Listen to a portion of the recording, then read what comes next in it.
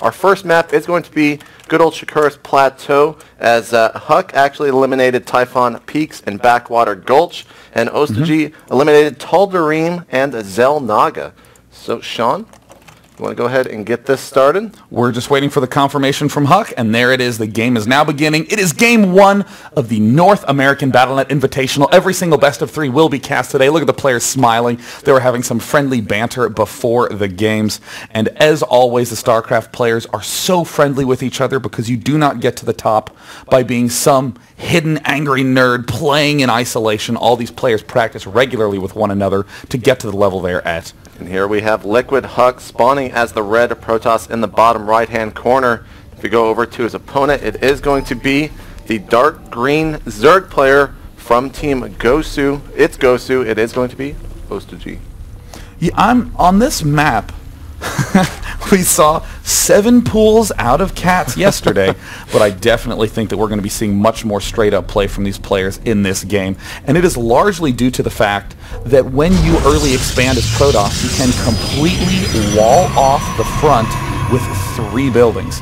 And it looks like Huk continuing the banter, and this is interesting because Huk plays StarCraft so much that a lot of times you'll see him chatting at the start of the game very casually, has done it since the start of time. Ostojiy bragging, he's like, I'm Grandmaster. I think he he's saying he's saying I'm good manner, JP. Yeah. But he's just like, I'm Grandmaster, Huk. Hey, Huk, back off, man. I'm Grandmaster. I don't succumb to that. You're the reincarnation of TLO. Now, I'm not sure there's exactly a lot what of that interpretations of that. It either means that we're going to see a nuke out of Ostojiy, or we're going to see carpal tunnel. It's one of those two. One of those two. We see the probe here from Liquid Huk being oh so annoying, as it always is. It was canceling the fact that those drones were trying to get into that mineral field. If you go ahead and try to get a mineral mine with that probe before a drone actually reaches it, you can deny a drone, as we see right there. Ooh, a little bit of nice control from Ostojiy, making sure that he does actually mine, and there he goes, slipping just a little bit. Doesn't really matter too much, but every little mineral counts here in the very beginning of the game. Yeah, I mean, this will really mess up the drone AI quite a bit. I mean, if you think about it, one drone gives you about 40 minerals per minute, so if he can just delay the mining on this by a little bit, suddenly he's preventing Ostojiy from getting an extra drone early or an extra set of Zerglings. All this becomes very, very big as the game goes on. Nexus now planted for Huk, and I like how we already see this probe heading back to that starting Nexus.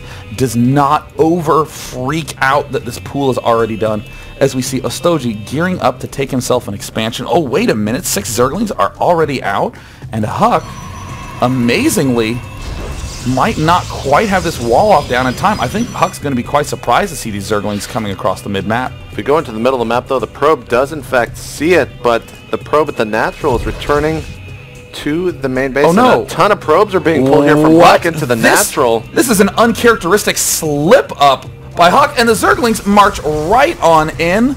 Oh my goodness, I cannot believe that Huk has actually let this happen. He did not wall himself back in, and it looks like Ostojiy going to sprint off to an early lead. I mean, I'm absolutely shocked that Huk let this occur. You can actually re-wall this off with another gateway. We've seen all the Protoss players yesterday able to wall that off versus a lot of early pool openings, but now all of a sudden Huk, I mean, you thought his 1 probe harass trick was obnoxious. Try the 6 ling in your freaking base harass trick. Now he's only killed about 3 probes right now, going ahead and chrono boosting that Zealot out of the gateway. Is he going to be able to get a 4th and maybe not? Looks like Huk will go ahead and pull those drones back to that far mineral patch. It's going to be very, very important that Ostojiy does not overcommit with these lings. And there goes one of the lings falling down, a second one getting very, very close, but the Zealot is now out, and it's going to be very hard to get another kill. He might just run these lings out of the base if he can. Now, Ostojiy, because we haven't seen any gas plop down on the mini-map, this is a sign that he's going to be going for a 3rd base. So while the camera is focused here and a lot of Huk's attention is focused here, Ostojiy is just playing a big macro game. Look at the lead. He has 50% more workers than his opponent. That is tremendous. And Huk has not even begun to make gas. And the build order Huk loves to do on this map is the mass sentry early 3rd base. That is going to completely shut down that possibility in the late game. A single Zergling still alive and harassing. Love the fact that 2 Zealots are now going across the map to the natural. Oh Only my. thing that will be able to defend against this is that Queen. They could possibly take out this Creep Tumor as well. Huck is going to bypass the Creep Tumor, send 1 Zealot into the main. Nope, he's going to go back and hit that Queen. The second Zealot is going to be able to take out that Creep Tumor. And he might lose his Queen. Drones being pulled. 6 Zerglings in production. He's going to get a surround. Oh, no. Does lose one of the drones. Uh-oh. Can he get out? Queen, though. And the Queen manages to squeeze out an Ostojiy. Actually sending those drones back to mine? No, pulling back now. The 3rd Queen is out. The Zealot will have been repelled. And I mean, look at the units lost tab. Looking a little bit worse for Huck, but so many of those are probes. But man, this could be the big mistake that comes back to haunt Ostojiy. There, finally sending the drones back to mine.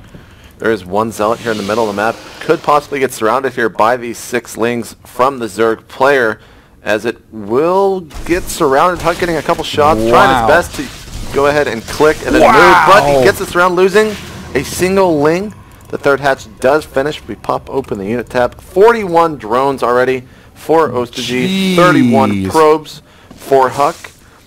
This is a very interesting game, and so far I'm pretty impressed by this Zerg player who really has not been seen in the ladder scene or on the streaming scene. Oh yeah, It'sGosu has really been picking up a lot of talented players, and a lot of them who are a little bit under the radar, like Ostojiy, and we're seeing some great skill here in the early game. And I will say, for a first gigantic tournament appearance, it is one of those amazingly reassuring moments when you slip those Zerglings into the main right at the start and realize, hey, even though Huck is playing in GSL Code S, I'm still a Grandmaster player. I can't sell myself short in terms of skill. I think I'll be able to take this game. And we've seen a huge surge of confident control from Ostojiy in this mid-game. But the question is, how's his late game going to chalk up to Huck's, which is really the top in the business? Love the fact that Ostojiy sent these 2 Lings up here to the would-be 4th base, trying to see if there's any pylons that the Protoss player Huck might have snuck in. Did not find any, but if he did, that would be very, very annoying. Stalker here. He's coming out into the middle of the map. He's going to go ahead and clean up these Lings and deny those Zelnaga towers for some short time. Ling speed is pretty quick to being done, so that Stalker will have to return to base here in a pretty short amount of time. 10 Lings being produced. Lair about halfway. Roachwarren going to be finished here pretty soon, and he has been continuing to drone this entire time, now up to 61 drones at the almost 10-minute mark. Meanwhile, Huck is at 47. Keep in mind that he used to just be used to be at 50% fewer workers. It was 18 to 27.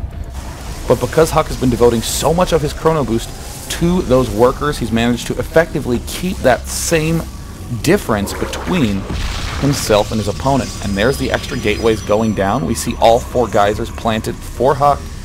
So Huck will almost certainly be trying to extend out, take himself an early 3rd, while he gets his blink up. We're going to see a lot of sentries thrown down, and here comes the probe moving up towards the 3rd base. He needs to keep that probe alive, and he does. He hides it right behind the wall. See, look, we can only see a health bar. A couple roaches are going to join this force, and Huck might be contained in his base a little bit more. 2 force fields don't trap any unit. Ostojiy is just going to go ahead and fall back. Infestation Pit will be finishing there in the main base, I do believe, of the Zerg player. Is he going to... Yes, he's immediately researching those pathogen glands. He wants to get those infestors out on the field as quick as possible. Blink is going to be the tech path that Huck is going to be going for here very, very quickly with that Twilight Council, and it will also allow him to immediately start researching the ground weapons level 2, which is oh so good against the Zerg army. Oh yeah, level 2 is just huge. If you can stay ahead of the Zerg player in carapace versus armor upgrades, that is, if you have more attack upgrades than he does, carapace upgrades, you can kill many of his units in a few less hits. In particular, 2 hits to kill Zergling instead of 3. And it looks like there's the push forward, but this is why Huck loves this build. You have so many narrow areas where the force fields are strong. And now as that 3rd is getting planted, Huck is starting to ramp up into his powerful late game, but he's moving out before Blink. That's going to be very risky.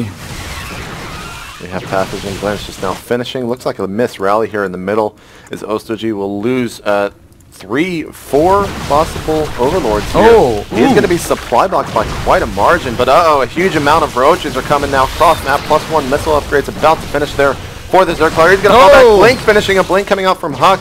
He is not going to be able to get any kills with it, but it was a pretty offensive Blink, and now Huck is fighting here on the creep. The infestors have popped out I'm not sure if he's aware of this, but at the same time, here we go. The Queen's also getting into the fight, and Huk will be able to retreat into the middle at the very edge of the creep.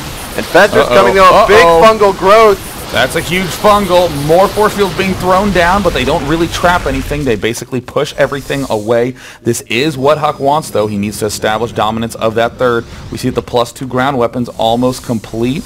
And Ostojiy, with the interesting decision to pull his queens off temporarily to jump into the fray, might look like a mistake, but actually a technique that many top Zergs like Demaga have been doing a lot lately.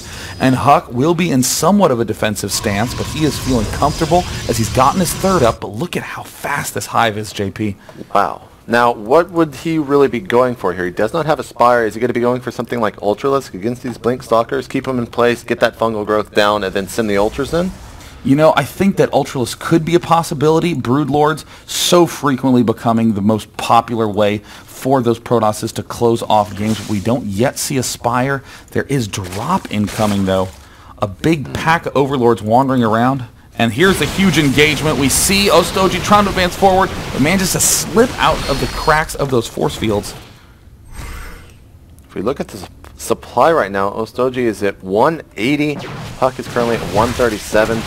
He's been committing some attacks to this third base of Huk, but has not been so successful. One of the hardest things about going into this base is that the pathways back out are easily blocked by 2 or maybe 3 force fields. And when you have those Blink Stalkers, you can completely engage whenever you want to. Ostojiy is now going to start working on these destructible rocks. So good. Up here in the north, Spire has been started, as well as the Baneling Nest. If we see some Baneling drops, I'm going to be so enjoyable in this matchup. I'm going to be enjoyed, you guys. Now, of course, for any of you who did not know, my favorite upgrade in the whole wide world is the +2 ground melee upgrade for Zerg, because that means that my Banelings kill your probes in one shot. Now, the best thing about really good players is their transitions, and we're seeing Ostojiy have more and more transitions. This isn't just a step up from the Roach Infestor mixture to the Hive and Broodlord. We're actually throwing in the Banelings to get yet more harassment in there, and that's really going to be a big problem for Huk as we approach into the late game. The Infestor count is extremely high, and we see those Banelings starting to get loaded up. It could just be the Baneling carpet bombing, because with those Infestors, you lock the Stalkers into place and do maximum damage. Two things that Huk just did that are really impressive and always great to see. First off, he blocked this entryway into his third base, and second off, he used that Observer and those Blink Stalkers in the center of the map to go ahead and deny all of this creep. Ostojiy is going to be much slower, but at the same time, these Banelings in the Overlords are going to be... Oh, he catches an Observer here in the center of the map. Great snipe there. Die there with 2 fungals. The Greater Spire has begun morphing. Baneling speed started as well as the melee attacks level 3. Ground Carapace level 2. He's very on point with his upgrade, Sean. I mean, both these players looking phenomenal. Huk expected to look this good, as he is one of the top players in the world, but I think people are getting really impressed with Ostojiy right now. I certainly am. Look at this small-scale drop, loading up, getting ready to go all the way back down to the bottom side of the map, and then to Huk to the right. Huk already preempting that, planting down the pylons. Huk generally focuses on splitting the map. Ostojiy, though, with a very fast 5th/6th base. He's gotten actually 2 extra bases at around the same time, taking that very fast northern base as well. Colossus have been begun producing here, as well as that Templar Archive's about halfway complete. Ostojiy wants to get into the third base. He does take out the all-important gateway there, the biggest building, but that he sees that Colossus. He does have Neural Parasite, and he does get it there. What an Blink coming nap from Huk, but here come the Baneling drop, Sean. Fungals have been up to the high ground, and he just obliterates these Stalkers up on top. We do see one Infestor unloading at a bad time. He gets cooked.